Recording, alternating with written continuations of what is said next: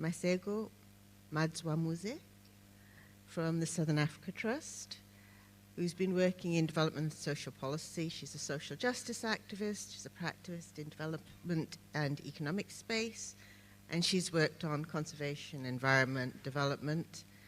And prior to joining the Southern Africa Trust, she worked with Open Society Southern Africa, OSISA. So welcome and thank you. Please go ahead. Thank you. And maybe just to add that throughout my career, I've been working at the interface of environment and development. And from what I know of the field, it's a very sectorial field. So as the trust, when we were invited to this panel to come and speak, we thought, oh my God, what are we going to talk about? And when I listened to Naidu yesterday, I thought to myself, we're home. Then we got on the panel and you said, come and share success stories, and the anxiety kicked in again. But I think I'll start with what we know and end with what we're still trying to figure out, and we hope we can co-create with the rest of the movement in this space. Many of you have talked about the divestment movement and the access to investments for communities that are in the last mile. And I think we talk about those communities as homogeneous entities. We haven't really broken it down to say, who are we speaking about? At the Trust, our mandate is to amplify the voices of the poor in order to influence policy processes that are targeting reducing poverty and inequality. Climate change is one of the drivers of poverty, or rather poverty is one of the drivers of vulnerability for climate change impacts.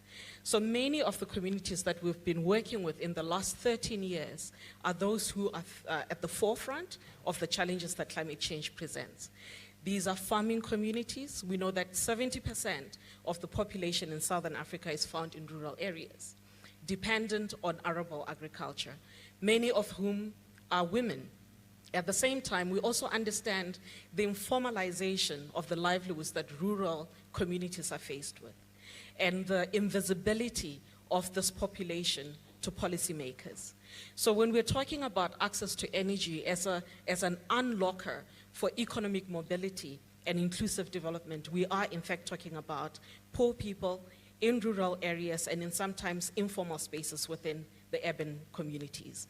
And these are the target groups that we've been working with to organize, build their capacities, and to be an interlocutor in terms of access to policy-making spaces at a local level, at a national level, and at a regional level. Where we've been able to find advances in the work that we've been doing has been in the space of unlocking community philanthropy.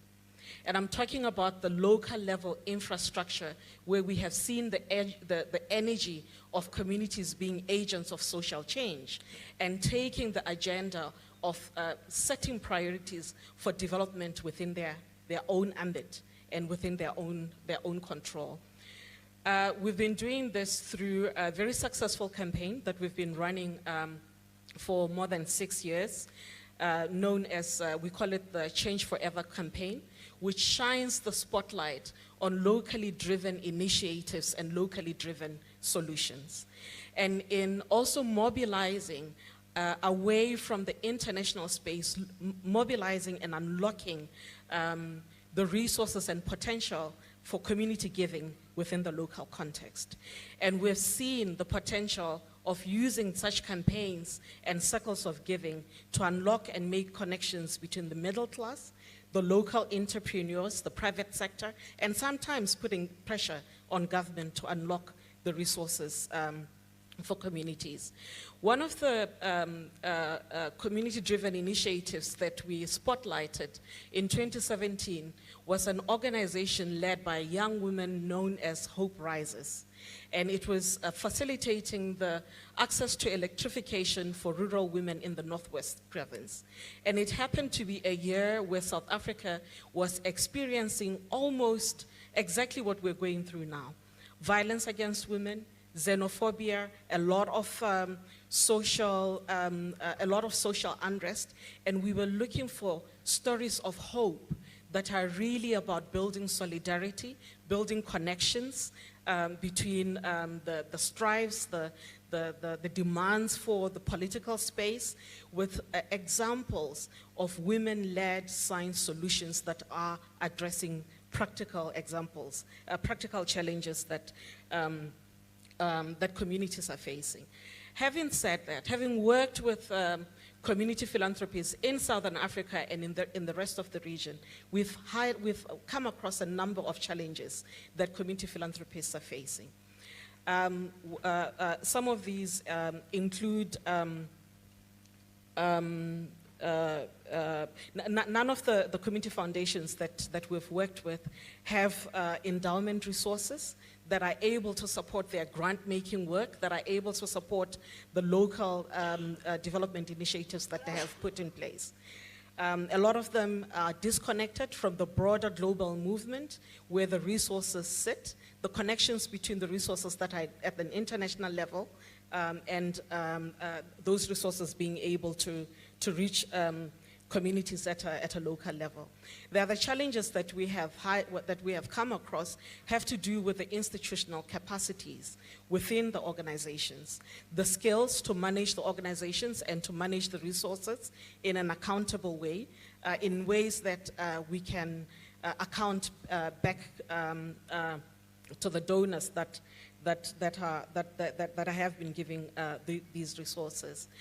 I think the one thing that I want to highlight is over the 13 years that we have been in existence, and we've been able to disperse in total $27 million in grants towards the capacity building programs.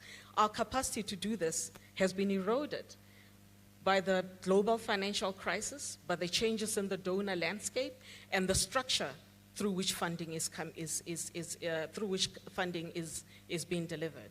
And at the Trust, together with our partners, we're looking at alternative sustainable solutions that are tapping into philanthropy, that are tapping into connecting the philanthropy landscape, individual givers at an international level, as well as individual givers within the local communities. And one of the things that we're also thinking about and looking at is unlocking the partnerships between corporates, the private sector that is interested in social giving with a positive social impact, environmental accountability, and principles of economic justice. And I hope that we'll be able to unlock some of those partnerships in this room.